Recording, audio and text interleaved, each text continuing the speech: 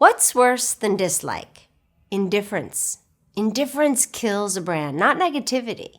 Let's look at how you can get people intrigued, interested, and involved in your brand. How you can get them to say, "Tell me more."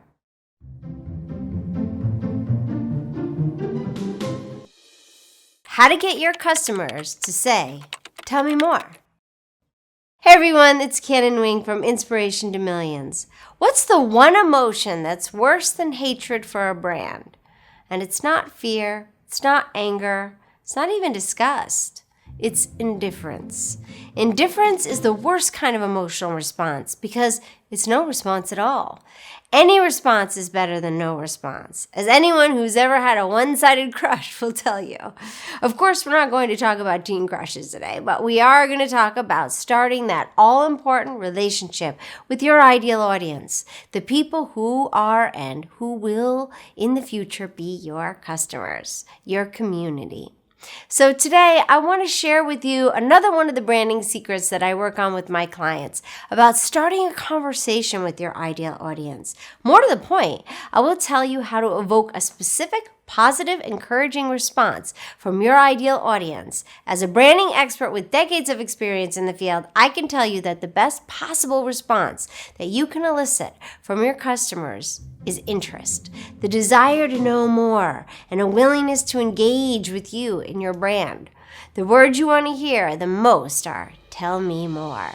As a CEO or brand manager or business owner, these words are music to your ears. This tells you that you've managed to pique the attention of your audience in a way that results in a constructive, fruitful conversation between a brand and its customers. And I always tell my clients, the conversation is also about listening to everything they say. Think about it. There are so many products out there vying for attention of your audience.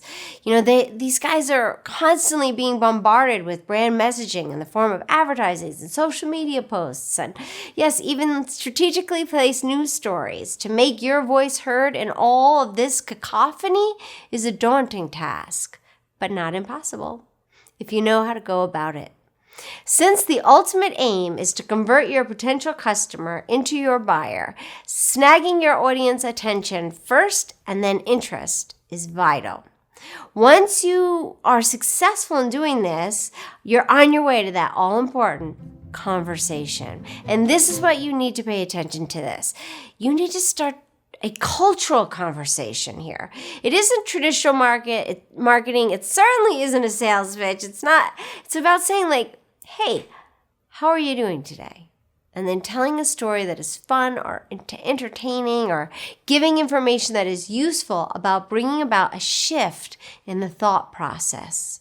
It's about something that you take a stance on, a stance that your audience identifies with. So obviously your next question is the all-important how. Remember, you're not selling anything at this point. So you're also not saying that X or Y quality of your product is great or better than the others, or we're spending on more than the others at this point. The first aspect is differentiation. You want to show your audience how you're unique and different. But more importantly, you want to show them that you know what you're talking about and you know them better than the others. You want them to know that you come from a space of enterprise and expertise and know-how. Not only are you fully clued in, you're also passionate about what you're saying and doing, about what and where you're going. This is important to you as you're willing and able to take a stance on it. This is what has come through in your brand message, what has set you apart from the rest. The second most important aspect of starting that conversation is to demonstrate value. Add value to their day in any form or fashion. Give them information that is actually useful. You entertain them, yes, make them laugh, engage with them, encourage them to participate and to voice their opinion. But add value. Thirdly, become relevant. The idea is to get them to like you and your message. Maybe make it worth their while to share your message further to their friends and family. So here your message manages to become relevant and important in and of itself, a conversation piece for them to share with the people they love. Because you're still not selling, there's no pressure. Remember how I said any reaction is better than no reaction? Well, that's your aim. Maybe you can delight your audience, inform them, and amaze them. Maybe you can also shock them. Yes, shocking is good too. In many cases, particularly in a young market segment, shock is a significant value. Speak to your audience in their language about what's in their heart, said Jonathan Lister, VP at LinkedIn. Knows a little bit about that. Let's look at two brands that managed to change the conversation, the perception, just this way. One of the brands that really always fascinated me in the way that they've kept this cultural conversation going is the brand Dove. It became a brand that claimed to speak the truth about an industry, offering insider insight about that industry. They took the whole concept of body positivity and made it their own. We've all seen these viral videos over time. The woman who undergoes a transformation by virtue only of makeup. This was meant to convey to the viewer that the beauty industry owes itself majorly to artifice and that it sets unrealistic expectations of how women should look and what they should aspire to. Sometimes they would use a regular person as models, and then sometimes they would run social experiments to create conversations around being beautiful at any size, color, or age. They created a conversation around women valuing themselves. They got real women to realize they are far more beautiful than they think they are. It's a pretty effective conversation. Dove's Real Beauty campaign was extraordinarily successful in creating this unique conversation with women. It offered affirmation for the way real women looked. It reassured and comforted women who were anxious about their physical appearance and about meeting societal expectations. Dove successfully steered the conversation in a way that got their ideal audience to identify with the women in their films and ads. They used truths to differentiate themselves. Amazing, right? They articulated what women wanted to hear and then became valuable and relevant and important to their ideal audience because of the emotions they managed to evoke. It was brilliant. The women themselves continued the conversation on to all the people they knew, love, and trust. Another such cultural conversation that became hugely successful was the one that Uber created with their ideal audience. The brand was addressing those people who grew up being warned about the dangers of getting into cars with strangers, rightly so, right? They transformed the whole situation into something innocuous, further into something beneficial. So Uber's unique brand messaging transformed the way that we look at taking a lift. Something potentially dangerous from being benign, in fact, became useful solution to an everyday requirement.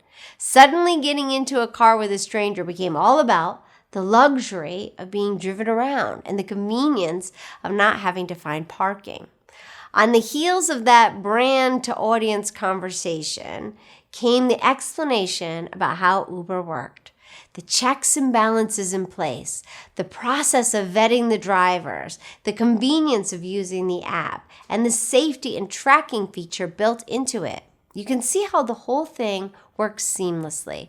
First as a cultural conversation, then as a marketing gambit. Now, let's just pause here and think about the commonalities between these two instances that we just spoke about. The first point of commonality is that the brand spoke about a certain cultural beliefs and taboos that kind of snagged the attention in the first place. And then they told stories that people found interesting, which they could identify with, which made them go, yeah, that's true, but I never thought of it that way.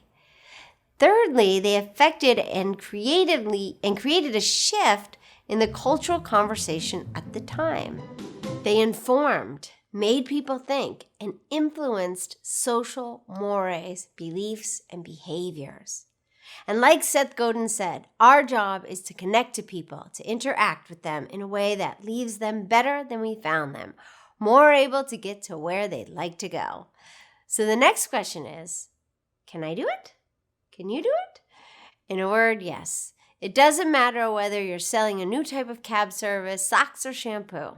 The thing that we're aiming for here is getting that conversation started in a way that you catch their attention and then get them to engage with you.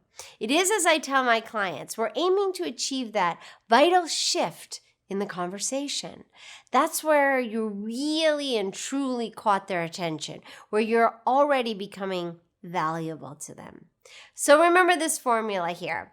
Don't market to them, rather speak with them. Make them the other part of a two-way dialogue. And this is not as daunting a task as you may think. Social media tools are right in front of you to exploit. This right here, me speaking to you, this can be a simple way for you to speak directly to your ideal audience via a series of helpful, fun, or informative videos, funny, shareable social media posts to tell your story, blogs by experts in their fields to demonstrate your brand's expertise. All of these help to generate top-of-mind awareness. Matt Goulart famously said, "Social media is about the people, not about your business. Provide for the people, and the people will provide for you." And remember, you're having this conversation with your entire market. So even for those people who aren't interested in buying from you right now, you're already a familiar name. They know you as irrelevant to their reality. You've sparked off that conversation. These people are saying, "Tell me more." When they do need to make a purchase, you already have that valuable. Say it with me. Top of mind awareness. Brand storylines are a powerful and affordable way to hook your customers' attention. It's a non-resource intensive way to have interesting, relevant conversations. So here's what you can do right now. Think of a couple brand storylines that could be useful or relevant to your ideal individuals to provide value. Think about a story that they can engage with, information or news they can use, and material they feel compelled to share. Think of how you can become valuable to build that relationship. Think about how you can start a path-breaking, norm-breaking conversation and get the people to join in. You do that, and no one can stop you from coming out of nowhere and becoming an inspiration to millions. Thanks for joining me today. Remember, marketing isn't about the products you make. It's more about the stories you tell. Tell the right stories, tell them with passion. And as always, the easiest way to do that, love what you do and love how you do it. Thanks for watching. Don't miss out on a single thing. Subscribe below. And here's something else I think you'll love.